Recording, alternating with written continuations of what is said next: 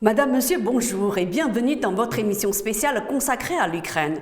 观众朋友您好，欢迎收看欧洲卫视双语特别节目《直击乌克兰》，我们一同关注乌克兰局势的最新进展。Voici l'essentiel des informations. 下面请看详细内容。当地时间3月27号，土耳其总统发言人卡林表示，若想解决俄乌冲突，各国应与俄罗斯保持对话，这是解决危机的必要条件。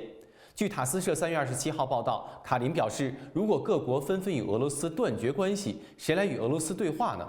乌克兰人需要得到尽可能多的支持，以保卫他们自己的国家。但无论以什么样的方式，国际社会都应该听取俄罗斯的意见。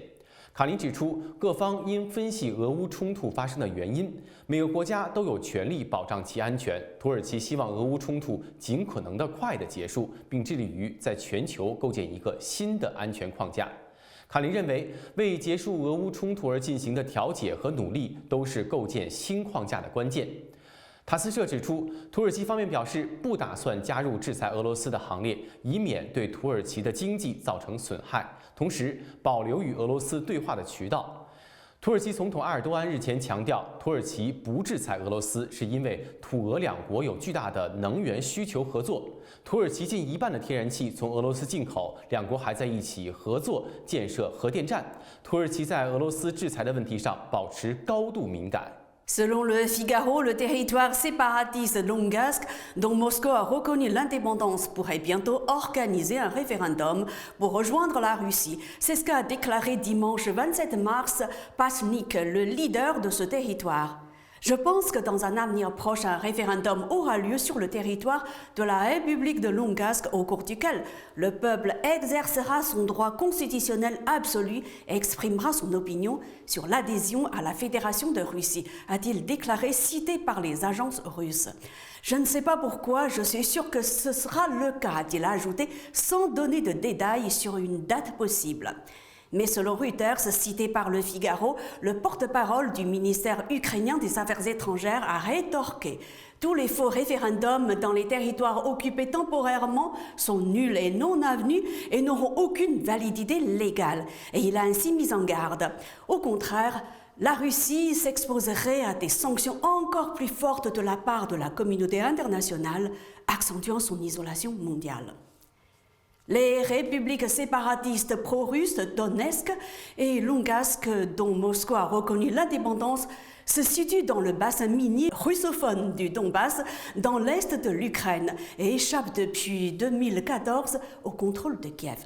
La guerre qui oppose depuis cette date les séparatistes aux autorités de Kiev a fait plus de 14 000 morts. Leur indépendance, proclamée à l'issue de référendum, n'est pas reconnue par la communauté internationale.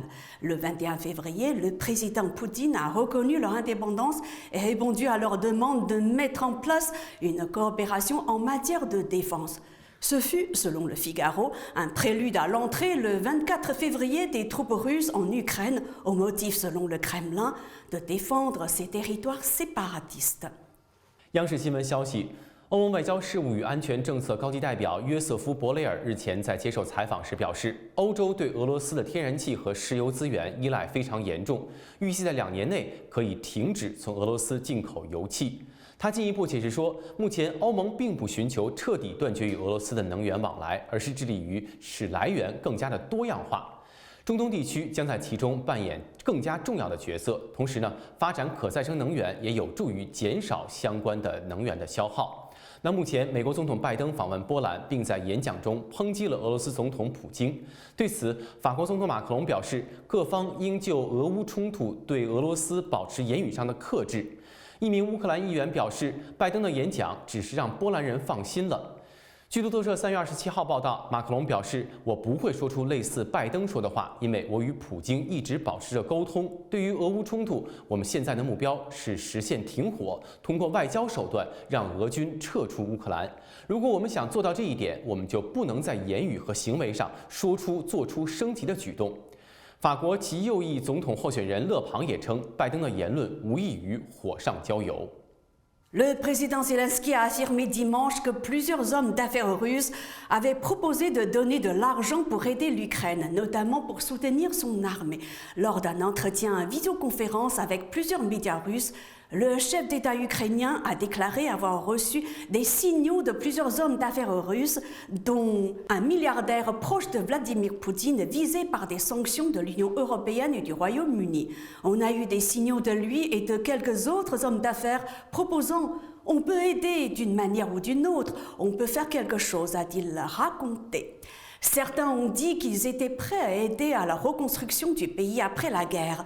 Nous sommes prêts à transférer nos affaires en Ukraine. Nous vivons en Angleterre ou quelque part en Suisse. Nous le voulons. Mais comment peut-on faire pour ne pas figurer sur la liste des sanctions, a relaté le président Zelensky. Certaines personnes ne veulent pas donner leur nom et disent qu'elles veulent aider notre armée tout en étant des citoyens de la Fédération de Russie, a-t-il poursuivi. Le président Zelensky a ensuite assuré que quels que soient les hommes d'affaires prêts à donner de l'argent pour soutenir l'armée ukrainienne, l'Ukraine était prête à assurer leur sécurité, leur fournir du travail et permettre à leurs affaires de se développer. 3月21号，瑞士联邦主席卡西斯在访问波兰时表示，因为瑞士是中立国，因此瑞士不可能向波兰提供武器。据路透社报道，卡西斯表示，波兰的首要愿望是瑞士向波方提供武器，但此举不符合瑞士中立国的立场。我对此向波兰总理莫拉维茨基进行了解释，他也注意到了这一点。卡西斯指出，此外，波兰政府希望瑞士全面制裁俄罗斯。我向莫拉维茨基总理表示，迄今为止，我们一直全力支持他们的做法。莫拉维茨基表示，瑞士必须冻结俄罗斯寡头在瑞士的账户，并且没收这些人的财产。这些人的账户必须被冻结，财产必须被没收。我呼吁卡西斯主席确保瑞士能够果断处理这个问题。